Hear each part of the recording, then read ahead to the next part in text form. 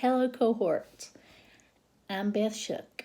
The first thing I want to tell you is I'm a new grandmother with 4-month-old twins. I'm married and I have a dependent dog named Dixie. I'm a state school health nurse consultant in the western region of North Carolina. I love being a school nurse and I love my new position. I've had this new position for about a year and a half. With the COVID-19 outbreak, I'm in a very fluid role. I have been called to Raleigh to work the Epi Call Center, and I'm called upon daily to provide guidance to school systems during the pandemic. I debated about putting my class off until after the outbreak, but who knows how long that will be. My preceptor is going to be very hard to touch base with, and she's assured me, though, that she will be available to me. So my project is doable, so I'm going ahead with it. And I want to tell you how I determined what my project would be. As consultants, we all gather data through end-of-the-year reports.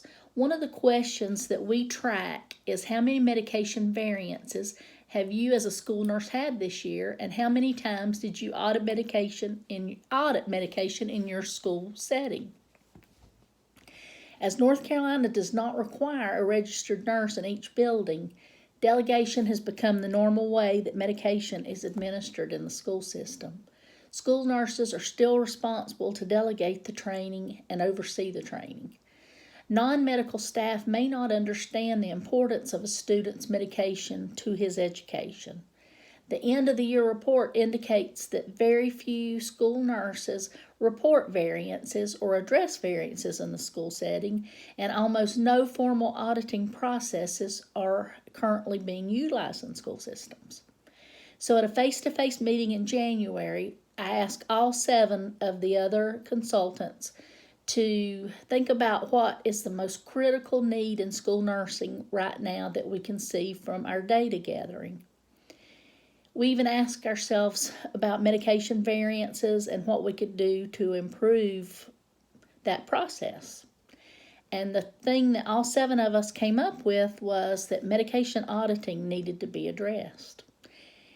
On our end-of-the-year report, we described medication variances as being, did the person administering the medication document in black ink? Did they include the reason if the student didn't get their medication that day? Does the total number of pills administered equal the amount of pills that the parent brought in?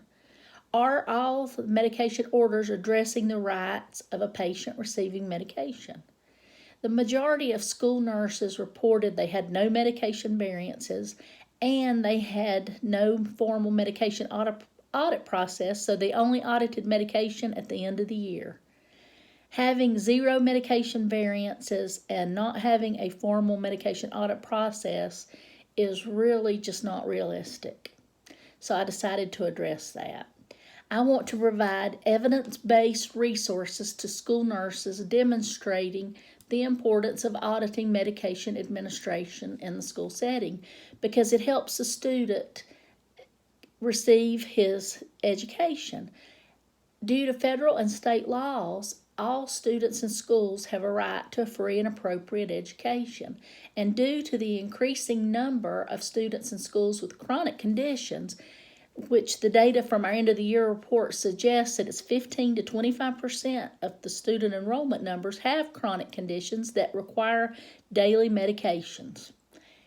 Being vigilant in surveillance and compliance is crucial to the student being able to remain in school and learn.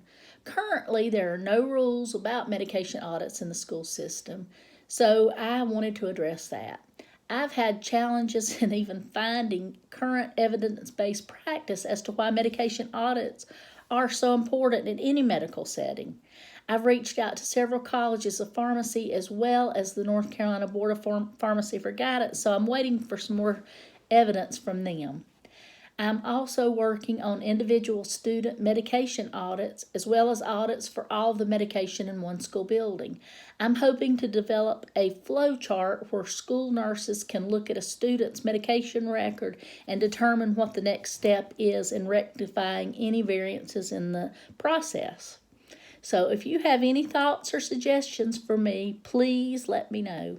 And I look forward to working with you all again this semester. Thank you.